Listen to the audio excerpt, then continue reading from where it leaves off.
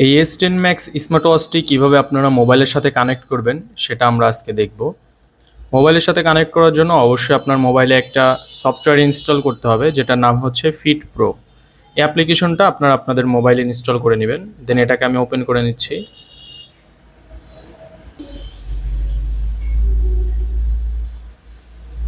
অ্যাপ্লিকেশনটা ওপেন হওয়ার পরে এরকম লোকেশন অ্যাক্সেস চাবে, এখান থেকে আপনারা এটাকে অ্যালো করে দিবেন। এরপরে এখান থেকে আপনারা দেখবেন নিচে সেট নামে একটা বাটন আছে, এখানে সেটে ক্লিক করবেন।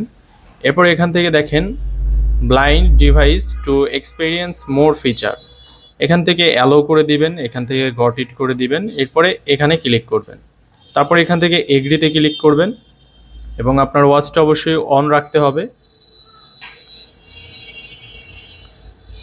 অ্যান্ড এখানে সার্চ করার পরে যদি আপনাদের এটা এখানে শো না করে, এখান থেকে উপরে আপনি প্রথমে দেখবেন ব্লুটুথটা অন আছে কিনা। এখানে আমি ব্লুটুথটা অফ আছে, আমি অন করে দিলাম।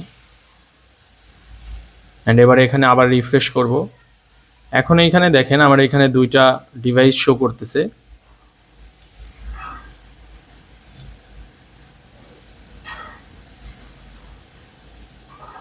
অ্যান্ড আমার এই ঘড়িটার এখানে সিরিজ 11 এটা দেখেন চলে আসছে।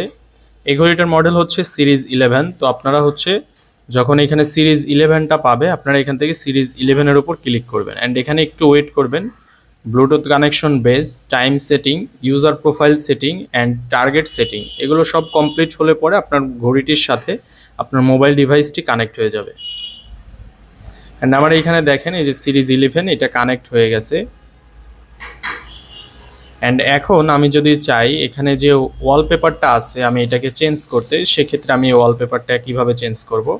দেখেন এখান থেকে এটা হচ্ছে আপনার ব্লুটুথ পেয়ারিং যাচ্ছে, আমি এটাকে পেয়ার করে দিলাম। কল লগটা আমি টিক চিহ্ন দিলাম না, কারণ এটা জাস্ট আপনাদের দেখানোর জন্য। এখান থেকে ডায়াল সেটিং, এখানে অনেকগুলো ওয়াচ পেস আছে, আমি চাইলে এগুলোও ব্যবহার করতে পারি। অথবা এখান থেকে আমি যদি এই যে সাইডে একটা ছোট্ট একটা পপ আপ বাটন দেখতেছেন, এখানে যদি ক্লিক করি তাহলে এখানে এই রিলেটেড আরও অনেক শো করবে। অ্যান্ড আপনি যদি এগুলোর মধ্যে থেকে যে কোনো একটা চুজ করতে চান তাহলে চুজ করতে পারেন। অথবা আপনি যদি কাস্টম অর্থাৎ নিজের ছবি দিতে চান, সেক্ষেত্রে যেটা করবেন এখান থেকে আপনারা এই যে এখানে দেখেন MINE মাইন লেখা আছে, এখানে ক্লিক করবেন।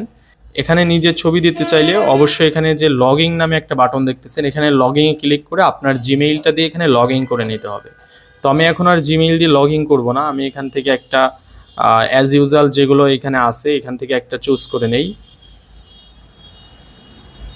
ধরুন আমি এখান থেকে এই ওয়ালপেপারটা এখানে সেট করব, এখানে ক্লিক করলাম। এবার এখান থেকে ডাউনলোডে ক্লিক করব। ডাউনলোডে ক্লিক করার পরে এখান থেকে ইনস্টলে ক্লিক করব।